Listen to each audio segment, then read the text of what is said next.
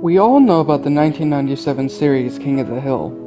It's still airing on Cartoon Network's Adult Swim block, but I encountered something dark within the series sometime in late 2007. I was in a Goodwill store to buy some N64 games because that store normally had a good stock of retro games.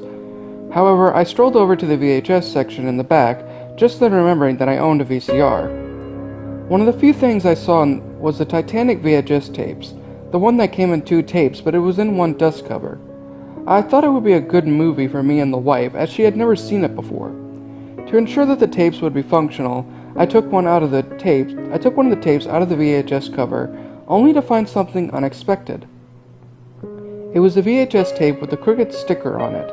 Written in Sharpie was KOTH S1E1NR.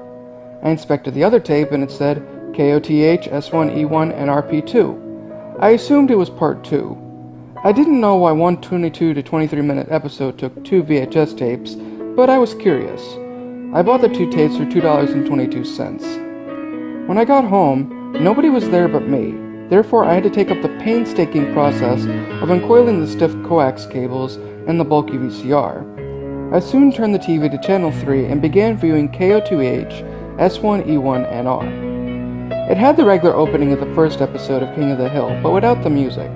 It was just a silent camera panning over the city of Arlen, Texas. It began normally after that, with the Bobby at the baseball game and Hank yelling at him. As we all know, Bobby did not succeed. This is when everything started getting weird. On the ride home, Hank, Peggy, and Bobby were completely silent, and this went on for about 3 minutes. No one was angry. No one honestly had any expression, actually. Abruptly, as the family pulls into the driveway, it cuts to a scene inside the house. Hank was yelling at Bobby for not giving the 110%. Hank then picked up a baseball and got into a throwing position. At this point, the video quality was getting very scraggly and the volume level was raised roughly 10%. Hank pegged the ball and it hit Bobby's nose. Peggy was seen in the background crying, and Hank simply told her to shut the hell up. Bobby immediately cupped his nose and ran out of the room, crying the whole way. As Bobby was in the bathroom checking his nose, a social worker came to the door. Peggy greeted him as Hank sat on the sofa, relaxing as if nothing happened. From this point, the colors began to look more like the real episode. The scene with Hank telling the social worker off played as it did in the real episode. Suddenly, the scene from the officially aired episode cut to another scene, which was not from the real episode. It was a scene with more ragged video, yet the audio remained the same. This scene depicted Peggy sitting on the phone late at night, most likely contacting Child Services to tell them about how Hank purposely threw the baseball at Bobby. Hank suddenly walked through the doorway. He was in a bathrobe and had no glasses and grabbed the phone. "Who the hell is this?" Hank yelled. "This is the Department of Child Services, sir," was the response. Hank's face quickly turned red and slapped the phone back on the wall. He grasped Peggy by the neck. "You're gonna get more of those twig boys over here to put me in prison and take my boy away?" he hollered. The scene cut to Hank taking Peggy by the back of the neck down the hallway to the backyard. Hank took a propane tank off of the grill and shoved the valve into Peggy's mouth. The video then went silent for a minute, simply showing the propane valve in Peggy's mouth.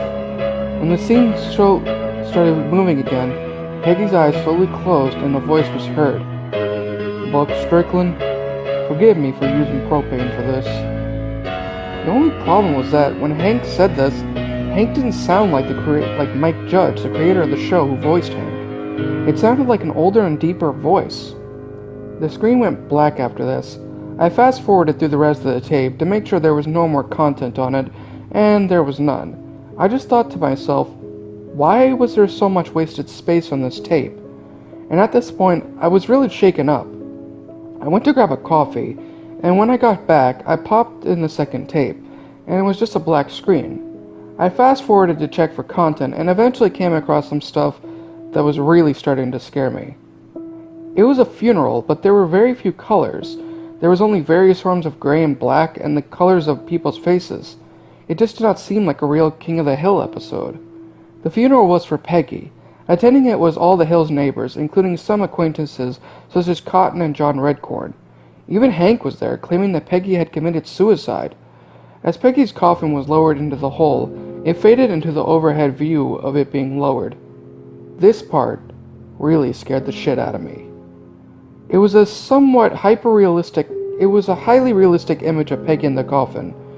The reason I say somewhat is because it looked real, but it still appeared to be drawn, and not a real person. It was just a realistic cartoon. The scene then cut to Bobby, Hank, and Lady Bird sitting on the porch.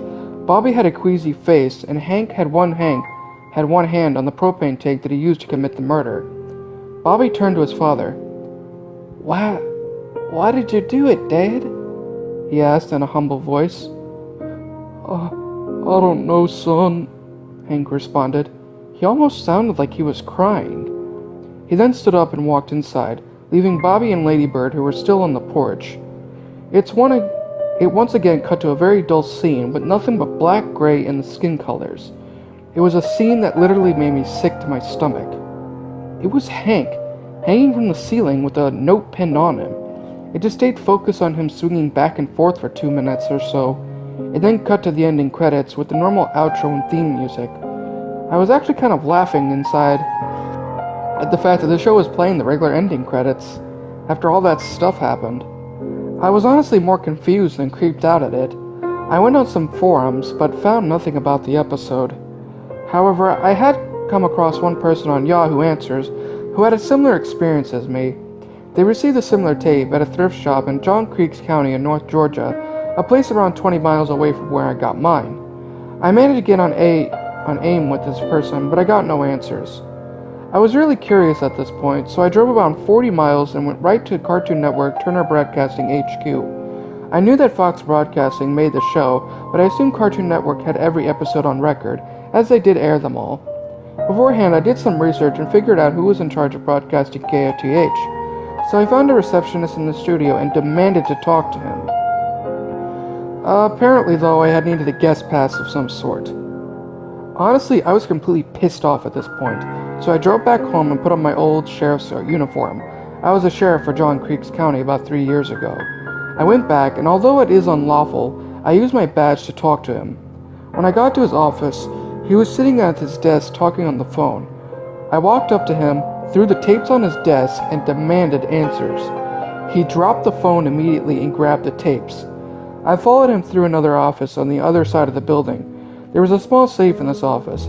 He opened it up, put the tapes in, and locked it, and then told me to leave.